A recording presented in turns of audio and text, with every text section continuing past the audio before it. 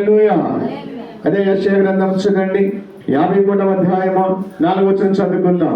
నువ్వు శ్రమ పొందటం కాదట, యేసే నీ కొరకు శ్రమ పొందిన వాడికి ఉన్నాడు.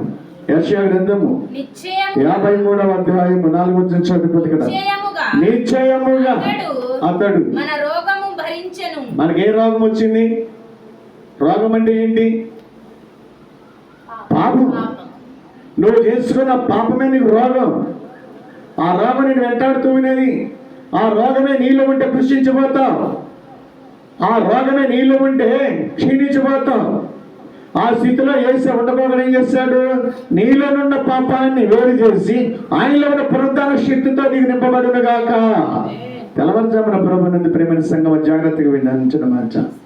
నిశ్చయముగా దేవునగా ఖచ్చితంగా నిశ్చయముగా అతడు మన రోగములను ఎంతసేపు భరిస్తాడండి? ఇదిగో లోక పాపములను మోసుకొని పోవు దేవుని వెర్రబిల్ల. యోహాను సువార్త 1:29 చదువుకుందాం.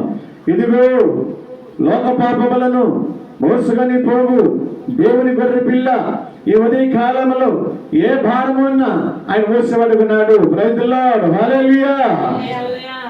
భారం, పాపం చాలా భారం.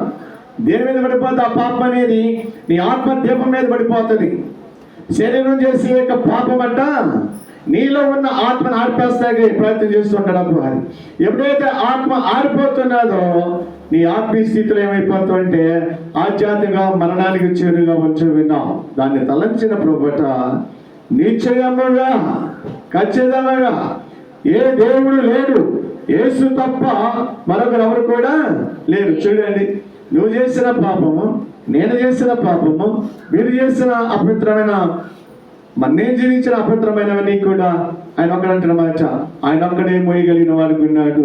అదే భారమైన శిలువ నీ కొరకు నా కొరకు ఆకాశానికి భూమికి మధ్యన వేలాడిన యేసయ్య బహు భారమైన భయంకరమైన ఆ శిలువను మోయగలిగిన వాడికి ఉన్నాడు. ఒక్కసారి ఆలోచించు.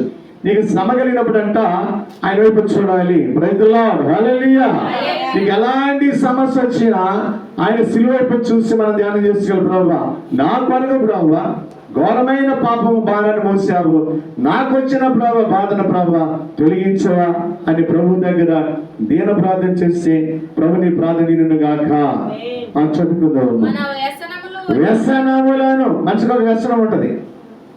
పాపం అనేది ఒకటి. ఆ పాపంలో వ్యసనాలు రకరకాలుగా ఉండి ఒకటే కాదట.